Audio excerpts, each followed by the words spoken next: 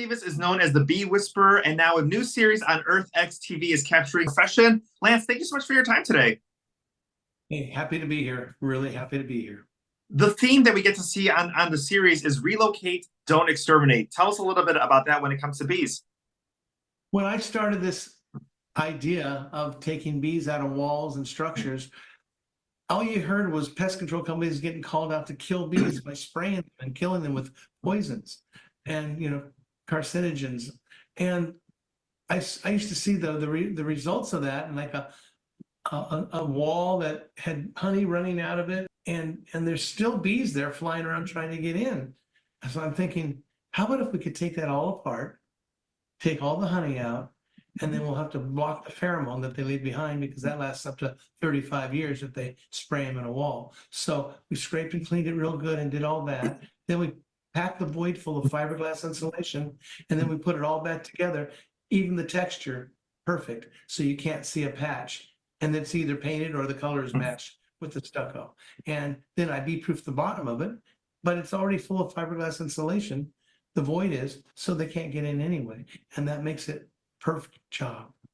One of the other interesting things that I learned from this series is that I often, when I'm outside, either having a picnic or going for a run or eating a meal, the bees always seem to swarm, and I'm like, they must hear me, but they don't actually hear, but they can sense the vibration. Tell us a little bit about that. That's so fascinating to me. Sure. It happens at the tennis garden that I did, and happens at the Angel Stadium that I did out here in Palm Springs, the old Angel Stadium, and also at Coachella and Stagecoach. When people are getting together, there's a low frequency sound wave that a lot of people conglomerate together, and that makes the sound that the bees seem to actually take to and swarm towards, because they don't say, oh, I hear that, let's go over there. But in a way they do, because they're already swarming to divide their colonies. That's how they propagate their numbers. They divide two from one, and African bees do this about 12 times a year, 9 to 12 times a year.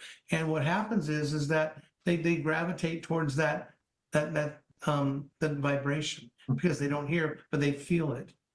Tell me a little bit about Coachella, because that is just so fascinating to me, because there's so many people that go to the show. There's so many moving parts, from the speakers to the bands to the fans, to everybody. And how early are you there? And tell me a little bit about that process in the music festival. Sure, by all means. And the people that handle Coachella and Stagecoach every year are amazing people. They have it so together. Dre and Melanie and Kiana, they're just great people. And they put it all together in a way, and there's so many moving parts. Oh my gosh. And to put that together, it's like, trying to juggle straw. And but they do it very well, and they have me there to protect them. I see this year I did a little over 50 swarms of bees in the area, from the campgrounds to the main field, and to the parking lots areas. And my goodness, I'll tell you what, I got them all, and nobody got hurt. And that's what is good about all that. And the show went off without a hitch, as far as I know. It definitely did. I want to ask, as a parent of a toddler, we're eating popsicles out in the summer, there's ice cream, there's bees that are all around. And sometimes my child would look at my reaction when we see bees, or there's a swarm, and whoever the adult supervisor is.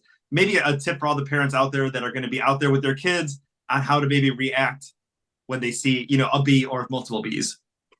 Sure. There's a lot of different types of bees in that area if you're out in the forest or the woods, and a lot of them are yellow jackets, and they're nothing to be messed with. They are like a bright lemon yellow color and then a black stripe, and they don't have a lot of fur on them. Those look like honeybees at a distance, but when you get them close, or if they're on you stinging you, they can sting you several times. So be careful of those. They actually find your tuna sandwich, or they find your soda, and now they own it, and they will protect it, because it's their dominating kind of attitude. Whereas honeybees are just out for the sweet stuff, only the sugar in the trash cans, if there's Cokes thrown in there and it smells like it, if there's no flowers blooming. If there are flowers blooming in the area, you don't have to worry about that, because they're off on the flowers. They prefer that over, soda and, stuff like that. Wonderful. Well, Lance, thank you so much for your time today. Such an interesting series, and I cannot wait to finish watching it. The Killer Bee Catcher, now streaming on EarthXTV.